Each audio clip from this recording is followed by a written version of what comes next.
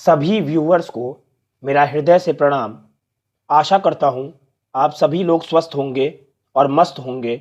मेरा नाम है लवकुश मिश्रा और मैं आपको एसएसटी पढ़ाता हूँ। आज का हमारा टॉपिक है कास्ट एंड पॉलिटिक्स। ये क्लास 10th के gender, religion and caste chapter से है, जो कि हमारा पॉलिटिकल साइंस विषय में आता है। तो आइए इस टॉपिक को समझते हैं। इस टॉपिक के अंतर्गत हम जाति और राजनीति की चर्चा करेंगे। इसके पॉजिटिव और नेगेटिव दोनों ही एस्पेक्ट होते हैं। अब हम इस पूरे डिस्कशन में समझते हैं कि कैसे ये पॉजिटिव वे में जाती है और कैसे ये नेगेटिव वे में जाती है। ये इसमें पहला टॉपिक है जिसका नाम है कास्ट इनइक्वालिटीज, मतलब जातिगत असमानताएं। Gender, religion and caste chapter में इस टॉपिक से पहले जेंडर और रिलीजन के बारे में है, जिस पर मैं अभी सेपरेट वीडियो डाल दूंगा। अभी के लिए डिस्कशन में आप ये समझ लीजिए कि लिंग और धर्म, मतलब जेंडर और रिलीजन पर आधारित विभाजन तो दुनिया भर में है, लेकिन जाति पर आधारित जो विभाजन है वो केवल भारतीय समाज में ही देखने को मिलता है। जो स्ट्रक्चर जाति व्यवस्था का इंडिया में है वो केवल इंडिया में ही आपको दिखेगा और विश्व की किसी भी कंट्री में आपको नहीं दिखने वाला है।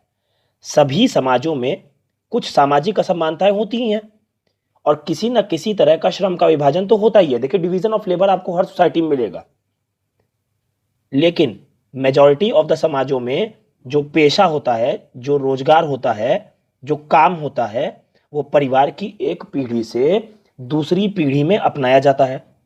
लेकिन जाति व्यवस्था इसका एक स्थायी तथा अतिवादी रूप है।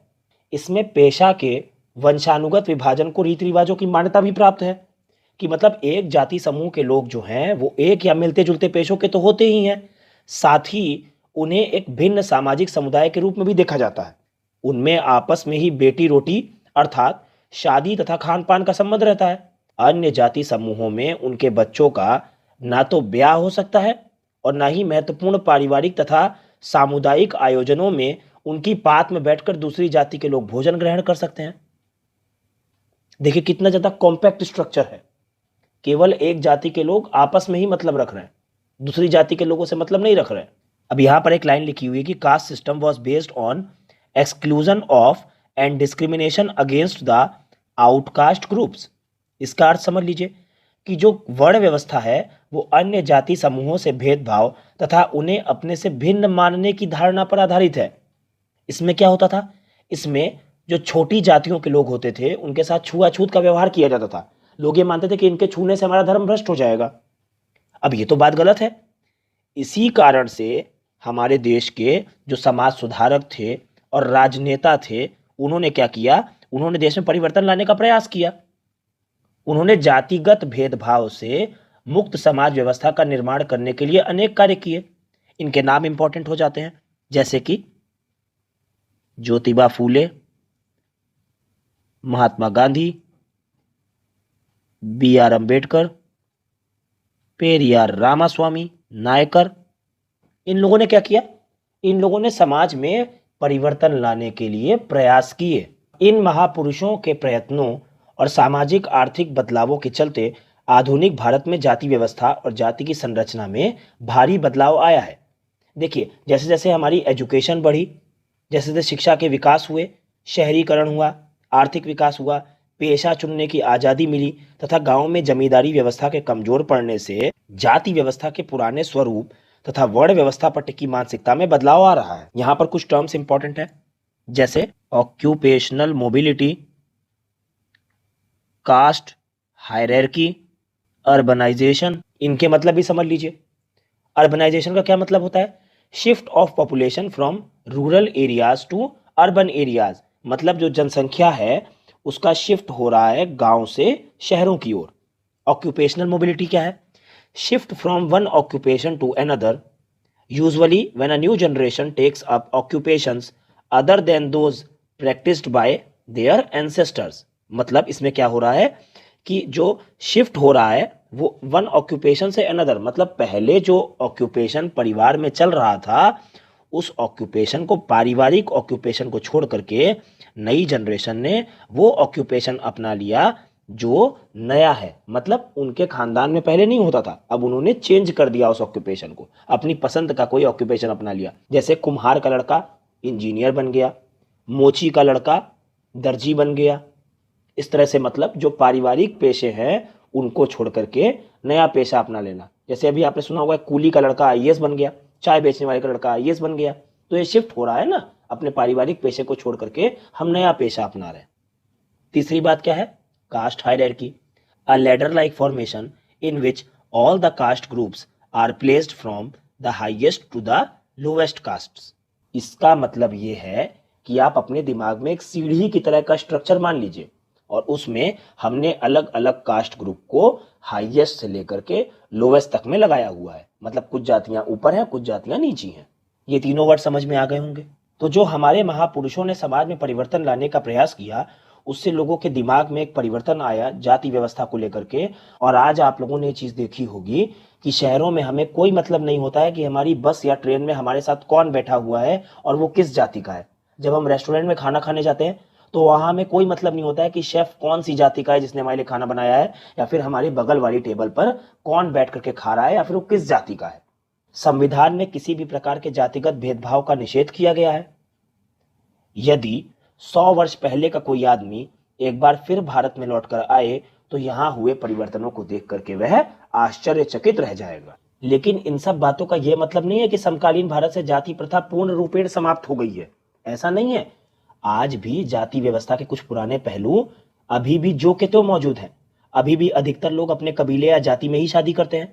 स्पष्ट संवैधानिक प्रावधान के बावजूद भी छुआछूत की प्रथा अभी पूरी तरह से खत्म नहीं हो पाई है। सदियों से जाति व्यवस्था के अंतर्गत कुछ समूहों को लाभ की स्थिति में तो कुछ समूहों को दबाकर रखा गया है। पहले से ही जिन जातियों में पढ़ाई लिखाई का चलन मौजूद था और जिनकी शिक्षा पर पकड़ थी, आधुनिक शिक्षा प्रणाली में भी उन्हीं का बोलबाला है। पहले शिक्षा से जिन जातियों को वंचित रखा जाता था, उनके सदस्य अभी भी स्वाभाविक तौर पर पिछड़े हुए हैं। यही कारण है कि शहरी मध्यम वर्ग में अगड़ी जाति के लोगों का अनुपात असामान्य रूप से काफी अधिक है और आर्थिक हैसियत और जाति में काफी निकट का संबंध है। अब बात आ जाती है हमारे नेक्स्ट टॉपिक की, जिसका नाम है कास्ट इन पॉलिटिक्स, मतलब राजनीति में जाति। इसको समझिए। ये देखिए यहां पर लिखा हुआ है कि casteism is rooted in the belief that caste is the sole basis of social community. इसका अर्थ यह है कि जातिवाद इस मान्यता पर आधारित है कि जाति ही सामाजिक समुदाय के गठन का एकमात्र स्रोत है। मतलब जो समुदाय बन रहा है वो जाति पर ही आधारित बनेगा। इस चिंतन पद्धति के अंतर्गत एक जाति के लोग एक स्वाभाविक सामाजिक समुदाय को बनाते हैं और उनके हित एक जैसे होते हैं तथा अन्य जाति के लोगों से उनके हितों का कोई मेल नहीं होता। मतलब एक समुदाय में जितनी जाति के लोग रह रहे हैं उन सभी के हित समान हैं और उनका अलग जाति के लोगों से कोई मेल नहीं है। लेकिन हमारे अनुभव यह बताते हैं कि जाति हमारे जीवन का एक पहलू जरूर है, लेकिन यही एकमात्र अथवा सबसे ज्यादा महत्वपूर्ण पहलू नहीं है। और भी पहलू हैं, केवल जाति ही थोड़ी ना है हमारे जीवन का एक पहलू। अब यहां से समझिए, caste can take various forms in politics. राजनीति में जाति कई रूप ले सकती है। इसको आपकी बुक में पॉइंट वाइज लिखा हुआ है। मैं एक एक पॉइंट को आपको डिटेल रूप से समझाऊंगा। पहला पॉइंट क्या बोलता है? पहला पॉइंट यह बोलता है कि जब विभिन्न पार्टियां चुनाव के लिए उम्मीदवारों के नाम तय करती हैं तो चुनाव क्षेत्र के मतदाताओं की जातियों का हिसाब ध्यान में रखती हैं ताकि उन्हें चुनाव जीतने के लिए जरूरी वोट प्राप्त हो जाए। जब सरकार का गठन किया जाता है तो सभी राजनीतिक दल इस बात का ध्यान रखते हैं कि उसमें विभिन्न कबीलों और जातियों के लोगों को उचित स्थान दिया जाए। आप देखिए कैसे राजनीति में जाति रूप ले रही है। जब पार्टियां अपने चुनाव के लिए उम्मीदवारों को खड़ा कर रही हैं तो वो ये देख रही हैं कि चुनाव क्षेत्र में मतदाताओं की जातियां क्या है, कौन सी जाति ज्यादा है वहां पर।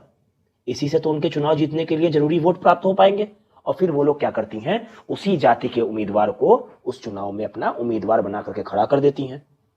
और जब सरकार बनाती हैं तब भी वो राजनीतिक दल इस बात का ध्यान रखते हैं कि अलग अलग जाति और अलग अलग कबीले के लोगों को हमारे राजनीतिक दल में उचित स्थान मिल सके। नंबर 2 क्या कहता है कि उम्मीदवार और राजनीतिक पार्टियां समर्थन हासिल करने के लिए जातिगत भावनाओं को विभिन्न हथकंडों का प्रयोग करके उकसाते हैं। ऐसे भाषण देते हैं वो लोग जिससे जातिगत भावनाओं को बढ़ावा मिल सके। कुछ दल ऐसे हैं जो कि कुछ जातियों के प्रतिनिधि और मददगार के रूप में अपने आप को प्रेजेंट करते हैं। जैसे कुछ पार्टियां ऐसी हैं जो बताती हैं कि हम दलित वर्ग के साथ हैं, हम केवल दलित वर्गों के प्रतिनिधि हैं। तो इस तरह से बता करके क्या किया जाता है, इस तरह से बता करके लोगों को जाति के आधार पर बांटा जाता है और उकसाया जाता है ताकि चुनाव जीतने की संभावना बढ़ जाए। पॉइंट नंबर 3 क्या कहता है? पॉइंट नंबर 3 ये बोलता है कि यूनिवर्सल एडल्ट फ्रेंचाइजी, सार्वभौमिक वयस्क मताधिकार व एक व्यक्ति एक वोट की व्यवस्था ने राजनीतिक दलों को बाध्य किया कि वे राजनीतिक समर्थन पाने तथा लोगों को गोलबंद करने के लिए सक्रिय हो जाएं। इससे उन जातियों के लोगों में नई चेतना उत्पन्न हुई जिन्हें अभी तक नीच या छोटा माना जाता था। देखिए, हमारे देश में सभी सार्वभौमिक वयस्क मताधिकार प्राप्त है। जितने भी लोग वयस्क हैं सबको वोट देने का अधिकार है और एक व्यक्ति एक वोट का अधिकार है। चाहे आप अमीर हो चाहे आप गरीब हो, सबका एक ही वोट माना जाता है। जब पार्टियों को यह बात पता चल गई तो उन्होंने क्या किया, उन्होंने राजनीतिक समर्थन पाने के लिए लोगों को मोबिलाइज करना शुरू किया, लोगों को गोलबंद करना स्टार्ट किया। इससे क्या हुआ, इससे उन जातियों के लोगों में भी चेतना आ गई जो अभी तक ये समझते थे कि हम तो भैया समाज में बहुत ज्यादा नीचे हैं और छोटे हैं। उनको भी ये पता चला कि उनका भी महत्व है, क्योंकि एक वोट तो उनके भी पास है।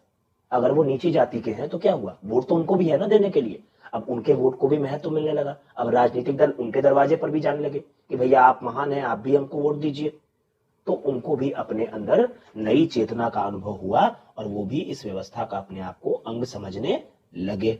राजनीति में जाति पर प्रबल जोर देने के कारण अनेक बार यह धारणा बन सकती है कि चुनाव जातियों का ही खेल है, कुछ और नहीं। लेकिन यह बात सत्य नहीं है। अब इन चीजों पर ध्यान दीजिए, इन पॉइंट्स पर। पॉइंट नंबर 1 क्या बोलता है कि देश के किसी भी एक संसदीय चुनाव क्षेत्र में किसी एक जाति के लोगों का बहुमत नहीं है।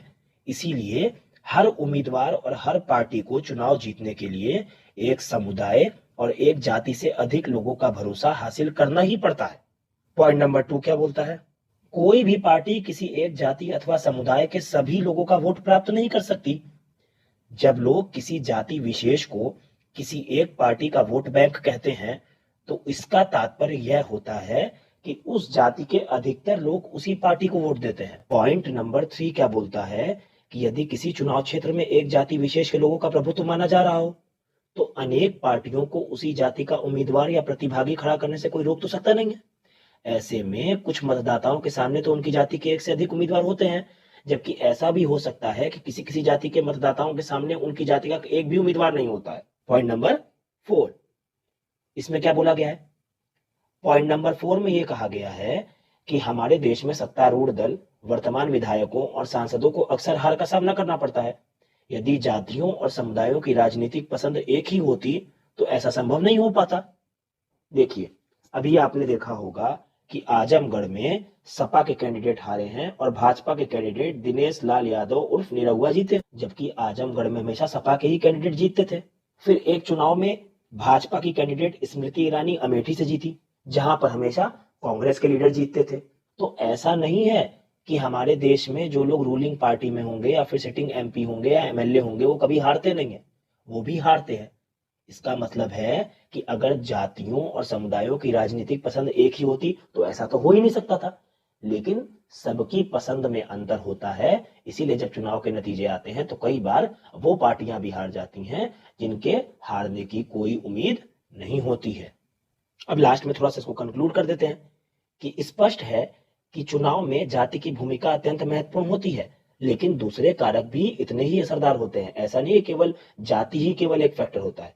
मतदाता जो होते हैं वो अपनी जातियों से जितना लगाव रखते हैं, अक्सर उससे अधिक गहरा लगाव उनका राजनीतिक दलों से होता है। एक समुदाय या जाति के भीतर भी गरीब और अमीर लोगों के हित अलग अलग होते हैं। एक ही समुदाय के गरीब और अमीर लोग अक्सर भिन्न भिन्न पार्टियों को वोट देते हैं। सरकार के कामकाज के संबंध में लोगों की राय तथा नेताओं की लोकप्रियता का चुनाव पर अक्सर निर्णायक असर होता है। मतलब सरकार काम कैसा करती है और जो नेता है उनकी लोकप्रियता कैसी है, इसका भी असर चुनाव के नतीजों पर पड़ता है। अब हमारा नेक्स्ट टॉपिक है पॉलिटिक्स इन कास्ट, मतलब जाति में राजनीति। देखिए, अभी तक हमने इसी चीज पर विचार विमर्श किया है कि राजनीति में जाति की क्या भूमिका होती है, पर इसका यह तात्पर्य नहीं है कि राजनीति और जाति के मध्य सिर्फ एक तरफा संबंध होता है। राजनीति भी जातियों को राजनीति के अखाड़े में लाकर जातिगत पहचान और जाति व्यवस्था को प्रभावित करती है। इस तरह केवल राजनीति ही जातिग्रस्त नहीं होती, बल्कि जाति भी राजनीतिग्रस्त हो जाती है। अब यह चीज कई रूप लेती है, इसको पॉइंट वाइज समझ लीजिए। पॉइंट नंबर 1 है, प्रत्येक जाति स्वयं को बड़ा बनाना चाहती है, इसीलिए पहले वह अपने समूह की जिन उपजातियों को नीचा या छोटा बताकर अपने से बाहर रखना चाहती थी, अब उन्हें अपने साथ लाने का प्रयत्न करती है। पॉइंट नंबर 2 क्या बोलता है, चूंकि एक जाति अकेले सत्ता पर कब्जा नहीं कर सकती, इसीलिए वह अधिक राजनीतिक ताकत पाने के लिए दूसरी जातियों या समुदायों को अपने साथ लाने का प्रयास करती हैं, और इस तरह उनके मध्य संवाद व मोलतोल होता है ताकि उनकी ताकत बढ़े और चुनाव में उनका भी प्रभुत्व हो। पॉइंट नंबर 3 क्या बोलता है, राजनीति में नए किस्म की जातिगत गोलबंदी भी हुई है, जैसे पिछड़ा और अगड़ा, जैसे backward and forward caste groups. राजनीतिक दल अक्सर इन शब्दों का प्रयोग करते हैं कि ये जो कास्ट ग्रुप है ये पिछड़ा है, और ये कास्ट ग्रुप जो है ये अगड़ा है, मतलब आगे बढ़ चुका है, फॉरवर्ड हो चुका है। इस तरह से समाज को 2 भागों में डिवाइड कर दिया जाता है, एक पिछड़े हुए और एक आगे बढ़े हुए। इस तरह से जाति राजनीति में कई प्रकार की भूमिकाएं निभाती है, और एक तरह से यही सब चीजें दुनिया भर की राजनीति में चलती हैं। विश्व भर में राजनीतिक पार्टियां वोट हासिल करने के लिए सामाजिक समूहों और समुदायों को गोलबंद करने का प्रयत्न करती हैं। कुछ विशेष स्थितियों में राजनीति में जातिगत असमानताएं और विभिन्नताएं वंचित और कमजोर समुदायों के लिए अपनी बातें आगे बढ़ाने तथा सत्ता में अपनी भागीदारी मांगने की गुंजाइश भी उत्पन्न करती हैं। इस अर्थ में जातिगत राजनीति ने पिछड़ी और दलित जातियों के लोगों के लिए सत्ता तक पहुंचने और निर्णय प्रक्रिया को बेहतर ढंग से प्रभावित करने की स्थिति भी उत्पन्न की है। अनेक गैर राजनीतिक संगठन और पार्टियां खासकर जातियों के खिलाफ भेदभाव समाप्त करने, उनके लिए जमीन जायदाद, उनके साथ ज्यादा सम्मानजनक व्यवहार करने और उनको अवसर उपलब्ध कराने की मांग को लेकर समय समय पर आंदोलन करते रहते हैं। लेकिन इसके साथ ही यह भी सत्य है कि सिर्फ जाति पर जोर देना नुकसानदेह हो सकता है। जैसा कि धर्म के मामले से स्पष्ट होता है, केवल जातिगत पहचान पर आधारित राजनीति लोकतंत्र के लिए शुभ नहीं होती। इससे अक्सर भ्रष्टाचार, गरीबी, विकास जैसे ज्यादा बड़े मुद्दों से लोगों का ध्यान भी भटकता है, और कई बार जातिवाद तनाव, हिंसा और टकराव को भी बढ़ावा देता है। उम्मीद करता हूं कि ये पूरा का पूरा टॉपिक आपको समझ में आ गया होगा। हमारे चैनल को सब्सक्राइब करिए, इस वीडियो को लाइक और शेयर करिए। हमारे टेलीग्राम चैनल का लिंक इस वीडियो के डिस्क्रिप्शन में है। अगर आप हमारे साथ कनेक्ट होना चाहते हैं तो उस चैनल को आप ज्वाइन कर लीजिए। मैं आपके उज्जवल भविष्य की हमेशा भगवान जी से कामना करता हूं। इस वीडियो को देखने के लिए बहुत बहुत धन्यवाद। जय हिंद, जय भारत।